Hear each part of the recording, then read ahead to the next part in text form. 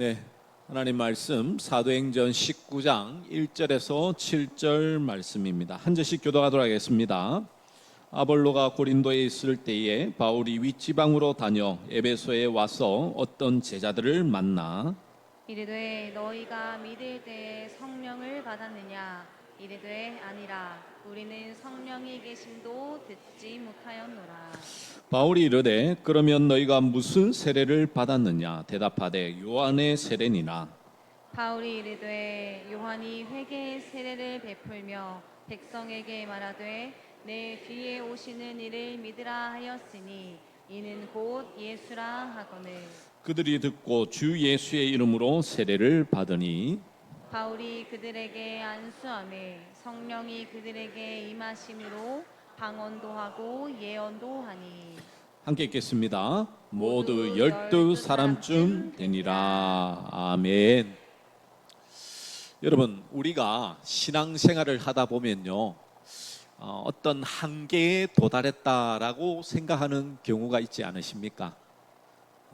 오랫동안 신앙생활을 한 분일수록 신앙의 한계에 도달해서 뭔가 좀 더 나은 이 신앙의 도움을 받았으면 좋겠다라는 마음이 들 때가 있으시죠? 예. 보통은 그럴 때에 제일 많이 찾는 게 뭐냐면 성령님의 역사와 은사와 능력들을 구할 때가 참 많습니다. 그래서 소위 말하는 우리가 오순절 개통해 보시면 이제 성령의 세례라고 말하는 것들이 있는데요. 성령 세례를 받아야지만 우리가 신앙생활을 좀 더 열정적으로 또 하나님을 잘 섬기는 것처럼 그렇게 주장하기 때문에 그 말을 듣고는 우리가 신앙생활 할 때는 뭔가 다른 것들이 이제 첨가가 돼야지만 뭔가가 다른 것들이 우리에게 도움이 되어야지만 신앙생활을 잘 할 수 있을 거라는 착각 속에 살아갈 때가 있죠. 그래서 오늘 말씀을 통해서 우리가 신앙생활 할 때에 뭔가가 첨가되지 않아도 우리가 이 성령님의 세례가 무엇인지 그리고 그 성령님의 세례를 받은 자들이 하나님 앞에서 어떻게 살아가야 되는지 오늘 주의 말씀을 통하여서 분명하게 좀 정립을 하고 신앙의 유익을 얻는 우리 모든 믿음의 종들 되시기를 간절히 축복합니다. 그래서 이 헷갈리시면 안 됩니다. 이제 성령의 세례가 무엇인지 오늘 정확히 이해하시고 성령 세례를 받은 자들이 어떻게 하나님 앞에서 살아가야 되는지 우리가 어떤 신앙의 유익을 가지고 살아가야 되는지 오늘 말씀을 통해서 하나님의 크신 은혜를 경험하시기를 바랍니다. 오늘 하나님의 말씀은요, 이 사도 바울이 이제 3차 전도 여행 중에 겪었던 에베소 지역에 있었던 한 사건입니다.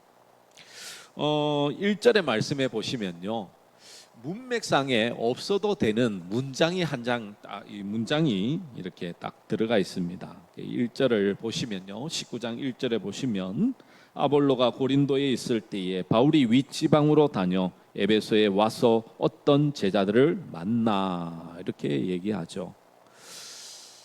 이제 사도 바울은 3차 여행 중에 어떻게 보면 그 당시에 가장 종교적으로 그리고 경제적으로 가장 발달된 지역이었던 에베소에서 하나님의 복음을 전하기로 3년 동안 그곳에 머물며 복음의 사역을 감당합니다.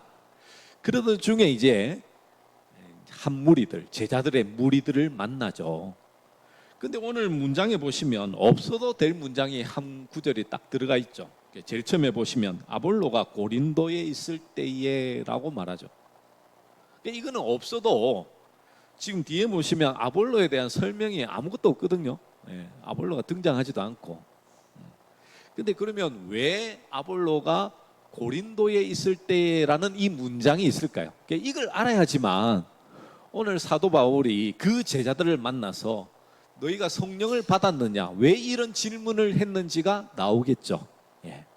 그러면 이제 아볼로가 등장하게 된 배경을 한번 보시기 위해서는 앞선 사도행전 18장 24절과 25절에 보면 이런 말씀들이 있습니다. 우리 성경을 눈으로 보시고 제가 읽어드리겠습니다.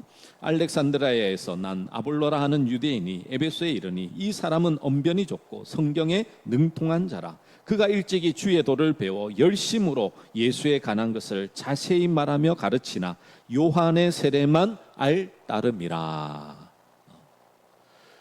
여러분, 아볼로에 대해서 아시는 분들은 아시겠지만 아주 언변이 좋고 성경의 지식에 능통한 사람이었습니다. 가는 곳마다 말씀을 잘 전해서요, 사람들이 참 좋아했습니다. 많이 따르던 사람이었어요. 근데 이 사람이 예수님에 대해서 전하긴 전하지만 그가 받았던, 그리고 그가 알고 있는 것은 요한의 세례밖에 몰랐다라고 이야기합니다. 자, 그러면서 이제 여러분 한번 보시면 오늘 19장 2절에 보시면 이렇게 말하죠. 이르되 너희가 믿을 때 성령을 받았느냐 이르되, 바울이 이제 이 12명의 제자들에게 물어본 거예요. 어떤 제자인지는 나오진 않지만 물어봅니다. 이르되 아니라 우리는 성령이 계심도 듣지 못하였노라. 3절에 계속 물어보죠. 바울이 이르되 그러면 너희가 무슨 세례를 받았느냐 대답하되 요한의 세례니라. 이것을 통해서 이 제자들은 바로 아볼로의 제자구나라는 것을 알 수가 있죠. 이 아볼로는요, 고린도에 가기 전에 에베소에서 사역을 했던 사람이었습니다. 그가 전한 것은 복음이었죠. 구약에 명시되었던 메시아가 예수님이라는 사실을 전했던 것이 아볼로였습니다. 그런데 그것만 전했던 사람이었어요. 예수님이 누구신가에 대해서 그 지식을 전달했던 사람이 바로 이 아볼로였다라는 것을 알 수가 있죠. 그리고 그는 요한의 세례만 알았기 때문에 그 제자들도 요한의 세례만 받았다라고 말씀하고 있는 것입니다. 그러면 여러분 한번 생각해 볼 것은, 이제 사도 바울이 요한의 세례를 받은 자들에 대해서 너희가 그것만 받으면 안 돼, 너희는 성령의 세례를 받아야 돼 라고 말하면서 세례를 베풀어요. 물론 이제 용어를 여러분들이 좀 잘 이해하셔야 됩니다. 자, 4절의 말씀 우리 같이 한번 읽어볼까요? 4절의 말씀을 좀 잘 읽어보셔야지만 오늘 전체적인 말씀의 이해가 좀 좋아질 겁니다. 우리 4절 말씀 우리 같이 한번 읽겠습니다. 준비 시작. 바울이 이르되 요한이 회개의 세례를 베풀며 백성에게 말하되 내 뒤에 오시는 이를 믿으라 하였으니 이는 곧 예수라 하거늘. 아멘. 여러분, 바울이 이르되 요한이 회개의 세례를 베풀며 백성에게 말하되라고 말씀하고 있죠. 자, 사도 바울은 12명의 제자들을 만나서 너희가 성령을 받았느냐 그 질문을 했는데 그들은 성령에 대해서 듣지 못하였다라고 이야기합니다. 그러면 너희가 도대체 무슨 세례를 받았느냐라고 했을 때에 요한의 세례를 받았다라고 얘기하죠. 그때에 사도 바울은요, 그들에게 뭘 하냐면 예수님의 이름으로 세례를 줍니다. 자, 그렇다는 것은 이 요한의 세례로만 살아가서는 우리 신앙에는 도움이 되지 않는다라는 것을 말씀하고 있는 거겠죠. 맞죠? 예. 앞서서도 이 아볼로가요, 자신의 사역 가운데서 해당해서 말하는 가운데에 브리스길라와 아굴라를 만나게 됩니다. 이게 18장 25절 이후에 26절에서 27절, 28절에 보면 등장하죠. 그래서 하나님의 도를 더 정확하게 풀어주면서, 그래서 이제 계속해서 성경의 말씀을 더 자세하게 이야기해 주는 거예요. 그러니까 지금 아볼로도 그렇고요. 아볼로의 제자였던 12명의 제자들도 지금 요한의 세례로만은 신앙생활하는 데 전혀 도움이 되지 않는다라는 것을 이 브리스길라와 아굴라 그리고 사도 바울을 통해서 분명하게 말씀하고 있죠. 그러면 이제 요한의 세례가 무엇인지를 여러분 좀 아셔야 됩니다. 여러분, 세례 요한이 예수님이 오시기 전에 그리고 사역을 하기 전에 강야에서 외치는 자의 소리로 이렇게 크게 외쳤죠. 회개하라, 천국이 가까이 왔느니라 라고 하면서 많은 사람들을 강야로 불러내어 요단강에서 세례를 베풀게 됩니다. 예수님도 이 세례 요한의 세례를 직접 받기도 하셨죠. 근데 이 세례 요한이 주장하는 바가 그러면 무엇이냐가 좀 중요하겠죠. 여러분, 세례 요한이 주장했던 것은요, 다른 것이 아니었습니다. 이게 뭐냐면 너희가 죄를 회개하고 선행과 그리고 윤리적으로 도덕적으로 잘 살아라 라는 것을 강조했던 사람이었습니다. 그래서 세리는 더 많은 돈을 착취하지 말고, 그리고 군인들은 약한 자들을 괴롭히지 말고, 그리고 이 가진 권력을 가지고 남용하지 마라. 이것들을 좀 가르치면서 너희들 빨리 회개해, 하나님 앞에 용서를 구해, 그래서 너희가 죄의 용서를 받은 것으로 세례를 받아라고 행했던 것이 바로 이 요한의 세례였습니다. 자, 그러면 우리가 이제 좀 신앙생활하면서 우리가 신앙에 있어서 좀 더 나은 방향으로 가지 못한다고 할 때 여러분들이 생각하는 가장 중요한 부분이 무엇이었습니까?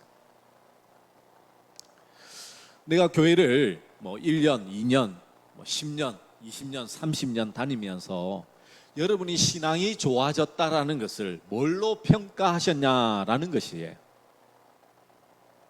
많은 대부분의 사람들은요, 신앙의 목표를, 신앙의 지향점을 어디에 두고 있냐면 도덕적이고 윤리적으로 뛰어난 사람을 신앙생활을 잘한다라고 흔히들 생각하시죠.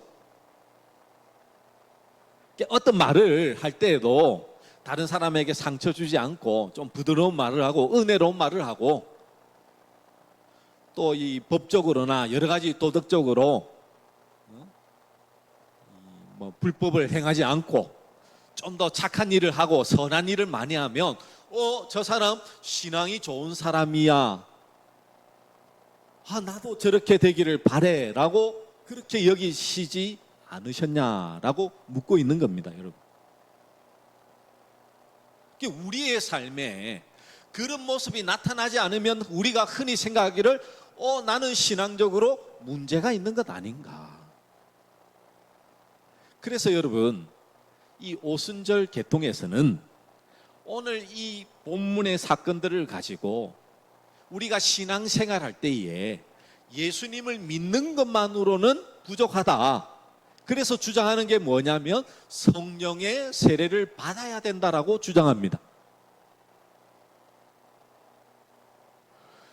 그래서 예수님을 믿을 때에 성령님이 우리에게 오시긴 하지만 능력의 세례, 우리가 이제 우리가 예수님을 믿고 받는 물 세례일 뿐이고, 성령님이 오순절날 사건처럼 그렇게 우리 성령님이 우리 가운데에 세례를 베푸는 그 역사를 경험해야 된다라고 주장합니다.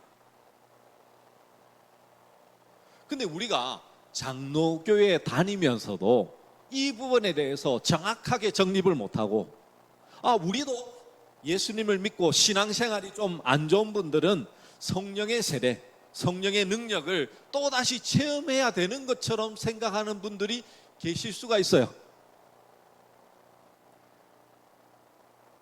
그래서 오늘 말씀을 통해서 제가 정립해야 된다고 했죠. 그래서 여러분이 뭘 정립하셔야 되냐면, 여러분, 성령의 세례는 예수님을 믿는 자들에게 주시는 세례입니다. 우리가 예수님을요 구주로 믿고 예수님을 믿으면 성령님이 우리 안에 임재하시죠. 예수님의 영으로 우리와 함께 하십니다. 영원토록 떠나시지 않아요. 그걸 뭐라고 성경이 말씀하고 있냐면 그것을 바로 성령의 세례, 성령 세례라고 말씀하고 있는 거예요. 그 말인즉슨 예수님을 믿는 자들은요 이미 성령의 세례를 다 받은 자들입니다. 아멘이십니까? 예. 그거를 어떻게 우리에게 말씀하고 있냐면 바로 고린도전서 12장 3절에 이렇게 말씀하죠. 그러므로 내가 너희에게 알리노니 하나님의 영으로 말하는 자는 누구든지 예수를 저주할 자라 하지 아니하고 또 성령으로 아니하고는 누구든지 예수를 주시라 할 수 없느니라 라고 말씀합니다. 오늘 고린도전서의 이 말씀은요 에베소 사역을 하면서 지금 오늘 본문에 등장하는 이 사역들을 하면서 이 바울이 고린도 교회에 보낸 편지예요. 보낸 편지 가운데서 사도 바울은 분명히 말씀하고 있습니다. 누구든지 예수를 주라고 고백할 수 있는 것은 누구 때문이라고요? 성령 하나님. 성령님이 우리 안에 계시야지만 우리는 예수님을 주라고 고백할 수 있다고요. 여러분 어릴 때부터 교회 생활하면서 특히나 모태신앙 같은 경우에는요 신앙에 특별한 사건들이 없을 수도 있어요. 그러다 보니 내가 진짜 신앙을 하고 있는지 안 하고 있는지 의심스러울 때가 있을 수가 있습니다. 근데 여러분 정말 예수 그리스도를 나의 구주로 믿고 계십니까? 그렇다면 여러분은 성령의 세례를 받은 자예요. 더 이상 성령님을 구하거나 성령님의 우리 가운데 다시 임하실 필요가 없어요. 성령님이 이미 우리 안에 계시기 때문에 성령 하나님이 우리 가운데서 영원토록 함께 하시는 하나님이시잖아요. 떠나시지 않거든요. 그런데 이제 우리가 신앙생활 하다 보면 어떤 분들은 좀 냉랭한 분들이 있죠. 오랫동안 교회를 다녀도 별반 이 신앙에 대한 고백이 또 열정이 믿음이 없는 분들이 있을 수도 있어요. 고백이 없는 분들은 여러분 다시 한번 말씀드리지만 하나님 앞에 엎드리셔야 됩니다. 정말 예수 그리스도를 나의 구주로 고백하셔야 되는 거예요. 그런 자만이 예배를 드릴 수 있습니다. 예배 자리에 나왔다는 것은 예수 그리스도를 구주로 고백한 자들만이 예배를 드릴 수 있는 거예요. 오직 성령 하나님의 충만하신 은혜로 이 시간 아직도 예수님을 나의 구주로 믿지 못하고 있는 분들이 있다면 살아계신 예수님을 만나는 은혜가 있기를 간절히 축복합니다. 그런데 예수님을 믿기는 믿는데 신앙생활에 냉랭하고 좀 열정이 없고 내가 믿는지 안 믿는지 잘 모르는 분들이 있을 수도 있어요. 그래서 우리는 뭔가 다른 오순절 이 계통에서 주장하는 대로 뭔가 성령님을 더 받아야지만 우리가 신앙생활을 잘할 수 있다라고 생각하는 경우들이 있죠. 근데 여러분 잘 생각하셔야 돼요. 우리가 예수 그리스도를 믿는다라고 할 때에 그 믿음의 목표가 어디인지를 여러분 분명히 아셔야 된다니까요. 오늘 사도 바울이 왜 요한의 세례로만은 부족한지를 왜 말씀하고 있을까요? 그들이 주장하는 바가 그거였다니까요. 윤리적으로 도덕적으로 죄의 문제만 해결되고 우리의 목표가 좀 착하게 잘 살면 된다라고 주장하고 있다는 거예요. 그러니까 브리스길라와 아굴라도 그랬고 사도 바울도 그렇고 요한의 세례로만을 가지고 살아가는 그들에게 너희들 안 돼. 예수님을 믿고 성령의 세례를 받아야 돼 라고 말씀하고 있는 것이죠. 그 말은 뭐냐면 이 4절에서 딱 아까도 이제 같이 읽었지만 4절의 말씀을 보면요. 왜 이렇게 지금 사도 바울이 말씀하고 있는지를 잘 말씀하고 있습니다. 자, 다시 한번 4절 한번 볼까요? 바울이 이르되 요한이 회개의 세례를 베풀며 백성에게 말하되 내 뒤에 오시는 이를 믿으라 하였으니 이는 곧 예수라 하거늘. 자, 여러분 보세요. 지금 세례 요한은요, 회개에 대해서, 그리고 윤리적으로 도덕적으로 어떻게 하나님 앞에서 잘 살아야 가야 될지를 분명히 주장하고 그것을 가르친 사람이었습니다. 얼마나 이스라엘에 영향을 미쳤는지 몰라요. 말라기 이후로 하나님의 말씀이 없었는데 하나님의 말씀을 전하는 선지자로 섰기 때문에 많은 사람들이 이 세례 요한에게 몰려들었죠. 그런데 세례 요한이 주장한 바에 가장 중요한 핵심은 이거예요. 그게 뭐냐면 내 뒤에 오시는 이를 말하고요, 믿으라. 그런데 지금 아볼로와 그의 12명의 제자들은 지금 예수님을 믿었을까요? 안 믿었을까요? 안 믿었어요. 안 믿은 거예요, 여러분. 그들에게 믿음이 없었습니다. 그냥 예수님이 어떠한 분이신지를 그냥 머리로만 알고 있는 거예요. 예수님이 뭐 또 이 세례 요한처럼 선지자인갑다. 그 정도로만 알고 있었죠. 그래서 사도 바울이 뭘 하는 겁니까? 예수님의 이름으로 세례를 주는 거예요. 예수님의 이름으로 세례를 줬다는 것은 무엇입니까? 예수님이 나의 죄를 대신하여 죽으시고 부활하심으로 나는 예수님으로 말미암아 생명을 얻었습니다라는 것을 이제 인치는 게 예수님의 세례를 받는 것이잖아요.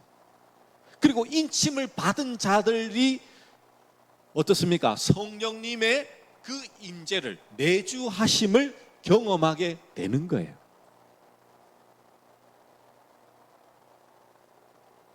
여러분, 예수님을 안 믿는 사람들에게 아무리 예수님이 우리의 주라고 말해 보십시오. 그들이 예수님을 나의 주라고 입술로는 말할 수 있지만, 그런데 그 뭐가 안 됩니까? 주를 위해서 사는 것은 결코 안 되겠죠. 성령님의 은혜가 아니고서는요, 거짓말 할 수는 있어요. 오랫동안 교회 다니면서 내가 예수님을 믿지 않아도 믿는 것처럼 그렇게 말을 할 수 있습니다. 사람은 알 수 없죠. 그런데 가장 중요한 게 무엇입니까? 바로 내가 예수 그리스도를 믿고 내 안에 성령님이 계심으로 말미암아 주를 위해서 사는 것이 가장 중요한 것 아닙니까, 여러분? 마태복음 3장 11절에서는 나는 너희로 회개하기 위하여 물로 세례를 베풀거니와 내 뒤에 오시는 이는 나보다 능력이 많으시니 나는 그의 신을 들기도 감당하지 못하겠노라. 그는 성령과 불로 너희에게 세례를 베푸실 것이요. 이미 예수님은요, 우리에게 불과 성령으로 세례를 베풀다라는 것을 분명히 말씀하셨습니다. 그러니까 예수님을 믿으면요, 우리 안에 성령님은 내주하시는 거예요. 이미 성령의 세례는 예수님을 믿는 자들은 다 받게 된 것입니다. 그러면 받은 자들은 그러면 어떻게 살아가야 됩니까? 성령의 세례를 받은 자들은 하나님 앞에서 어떻게 살아가는 것이 가장 중요할까요? 앞서도 말씀을 드렸지만 우리가요, 윤리적이고 도덕적인 것을 목표로 하고 있으니까 신앙생활에 우리가 자꾸만 뭔가가 부족하다, 뭔가가 더해져야 된다라고 생각하는데 그게 아니라고요. 그건 좀 내려놓으십시오. 그건 요한의 세례예요. 우리에게 필요한 것은 바로 예수 그리스도를 믿고 사는 것입니다. 예수님을 믿는다는 것은 내 안에 예수님이 살아계신 것이죠. 여러분, 여러분이 속해 있는, 여러분이 24시간 365일 어느 곳에 있든지 내가 예수 그리스도를 구주로 고백하면요, 예수님은 늘 여러분 안에 지금 뭐하고 계십니까? 살아계시는 거예요. 혼자 있으나, 어떤 죄를 짓거나, 아무도 보지 않는 홀로 있는 그때에도 하나님은요, 여러분 안에 살아계시다니까요. 예수 그리스도께서 여러분과 함께 하신다니까요. 그 믿음으로 살아가는 거잖아요. 말로는 예수님을 믿는다라고 말을 할 수 있지만요, 정말 예수님을 믿는다는 것은 주를 위해서 살아가는 자입니다. 주를 위해서 살아가는 자. 예수님처럼 살고자 하는 마음이 없는 것, 예수님보다 자신을 중요하게 여기면서 단순히 나는 예수님을 믿어요, 신앙생활 오래 해서요, 그것은 우리에게 아무런 유익이 되지 못합니다. 뭔가 자꾸 내게 뭔가가 주어져야지만 할 수 있다라는, 어떻게 보면 인간의 마지막 노선이죠. 내가 이렇게 이루지 못하는 것을 지금 뭔가가 더해지지 않았기 때문에 이렇다 하면서 그냥 주저앉고 있는 거예요. 아니에요. 여러분의 진정한 신앙의 목표는 예수 그리스도가 여러분 안에 사는 거예요. 주를 위해서 사는 것이라고요. 여러분의 말과 행동으로 예수 그리스도가 드러나셔야 되는 거예요. 여러분의 모든 머무는 자리가 예수 그리스도의 향기로 발해야 된다니까요. 그게 바로 신앙생활 하는 것입니다. 신앙의 목표예요. 우리는 성령의 충만을 너무나 오해할 때 많아요. 이 성령의 충만이라고 하니까 뭔가 성령님께서 우리 안에 역사하셔서 오늘 말씀처럼 방언도 하고 예언도 하는 것으로 나타나야 된다라고만 생각합니다. 체험이 있어야지만 그게 신앙이지, 성령 충만이지. 아니요. 진정한 성령의 충만은 하나님의 말씀의 다스림 속에 있는 것입니다. 그러면 목사님, 체험은 어떻게 된 것입니까? 오늘 바울이 그들에게 안수하니까 성령님이 임하시고 그들이 방언도 하고 예언도 하는데, 이것은 무엇입니까? 여러분, 이것은요, 지금 이 당시의 상황을 이해하셔야 돼요. 지금 사도 바울은, 그리고 그 당시의 사도들은 오순절을 경험했던 사도들입니다.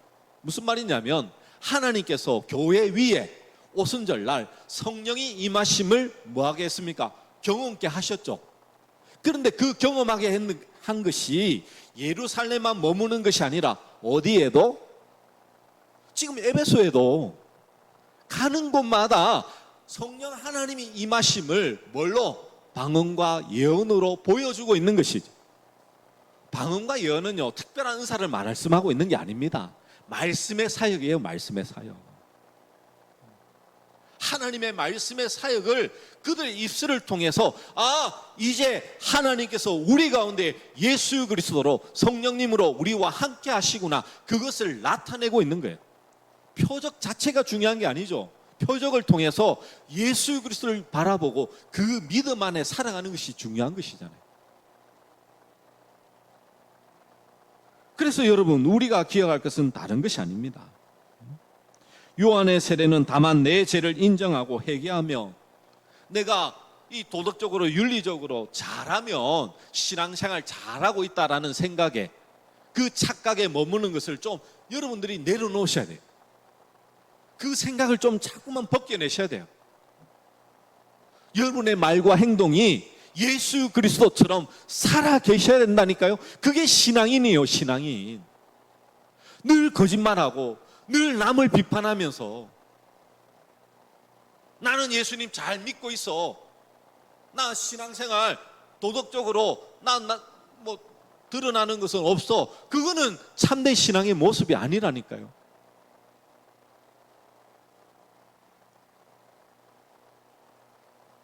말로 뭘 못합니까, 여러분?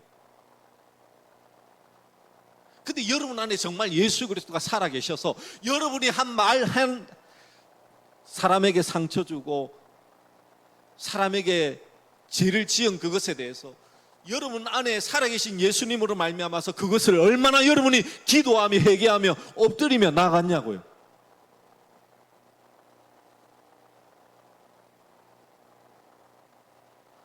죄를 지어도 아무런 무감각하게 살아가고 있는 거, 그게 정말 예수님이 살아계신 겁니까, 여러분?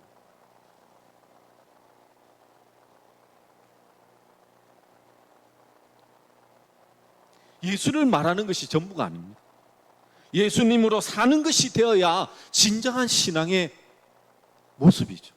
그것이 바로 성령의 세례를 받은 자의 참된 모습이라니까요, 여러분. 예수님은요, 우리의 말에만 있는 것이 아닙니다. 우리의 몸에 있어야 됩니다. 몸에 살아 계셔야죠. 살아 계셔야죠. 그게 진정한 신앙인의 참된 모습임을 기억하셔서 여러분이 섬기는 그 여러 가지 봉사와 섬김, 희생과 사랑으로 예수 그리스도가 드러나셔야 됩니다. 예수 그리스도.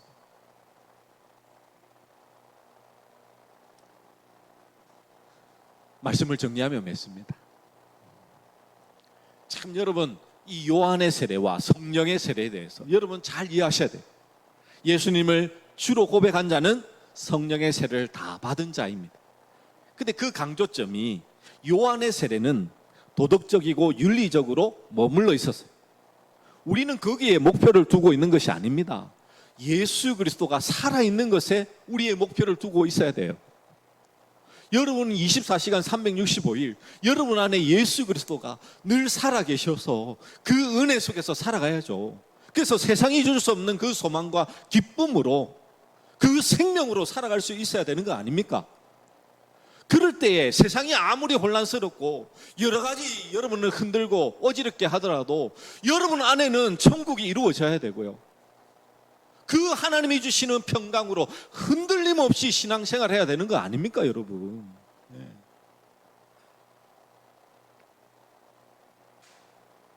그게 진짜 신앙이잖아요, 여러분. 그러므로 매일의 삶 속에서 여러분, 우리로 하여금 예수님으로 살게끔 하시는 그 하나님의 은혜 속에서 하나님과 늘 동행하며 살아가는 우리 모든 믿음의 종들 되시고, 이 마지막 시대에 하나님 앞에서 진정으로 기쁨과 은혜의 역사들을 매일의 삶 가운데 누리며 살아가는 우리 모든 믿음의 종들 되시기를 간절히 축복합니다. 우리 말씀을 기억하며 우리 함께 찬양하도록 하겠습니다. 주 예수 나의 산 소망. 우리 1절과 2절 그리고 후렴하도록 하겠습니다.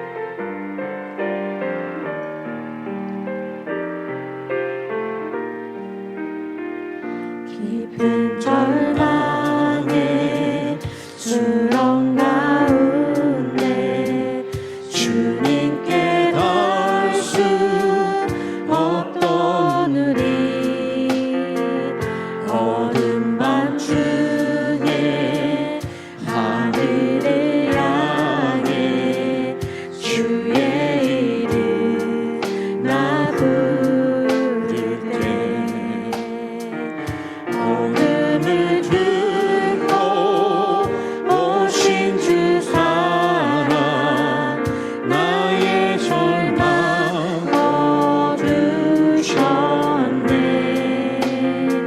주님의 공로 다 이루셨네.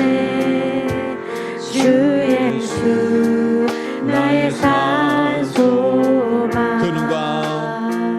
그 누가 주의 자비를 따라 한없는 은혜 증량할까. 영광을 떠나 이 땅에 오신 죄가 되신 구주 예수, 주의 십자가 내게 말하네. 영원히 난 용납됐네. 아름다우신 왕 나는 주의 것 믿으고 나의 산 소망. 할렐루야 주를 찬양하여라. 할렐루야 찬양하여라.